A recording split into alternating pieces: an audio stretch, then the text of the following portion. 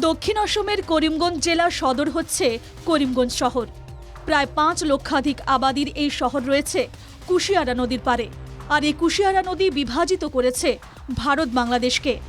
ভৌগোলিক জটিলতার জন্য করিমগঞ্জ শহরে আজও বসেনি কাঁটা তারের বেড়া। প্রায় ৪.৫ কিলোমিটার এলাকা এখনও উন্মুক্ত। ২০০৯ সালে করিমগঞ্জ শহরে কাঁটা তারের বেড়া বসানো নিয়ে তোড়জোড় শুরু হয়েছিল, কিন্তু স্থানীয় সমস্যার জন্য তখন তা হয়নি।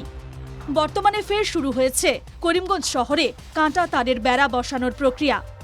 বিষয়টি নিয়ে করিমগঞ্জ শহরে হাহাকার পরিস্থিতি।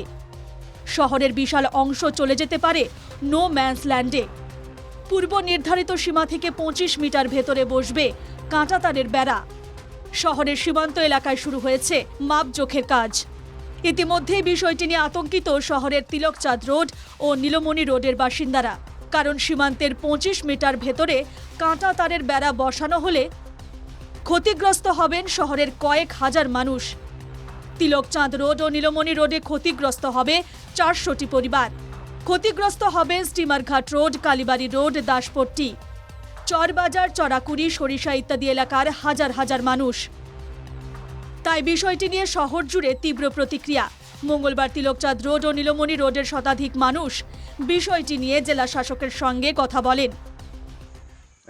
খুঁটি গাড়ি এখন তারা বোরিং শুরু করে দিয়েছে, ওদিক থেকে বোরিং শুরু করছে, বুঝছেন। এর কারণে আমরা ডিসির কাছে গেছি, ওয়ার্ড কমিশনার সবরে লইয়া, এমএলএ লইয়া। এখন আমরা কইছে আমরা বাড়িঘরটা বাছাইয়া দেন। আজকে ৭ মাস হয়েছে ঘরটা বানাই নেই।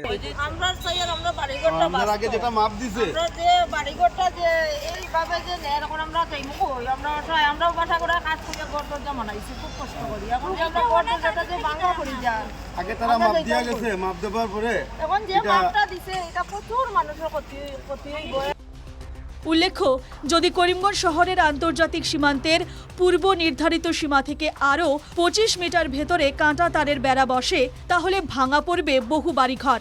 সমান্তরালভাবে সহস্রাধিক বাড়ি, ব্যবসায়ী প্রতিষ্ঠান, মঠ মন্দির চলে যাবে নো ম্যানস ল্যান্ডে। তাই আগামী দিনে বিষয়টি নিয়ে উত্তপ্ত হতে পারে করিমগঞ্জ শহর। করিমগঞ্জ থেকে মিষ্টু দত্তের রিপোর্ট, NKTV বাংলা।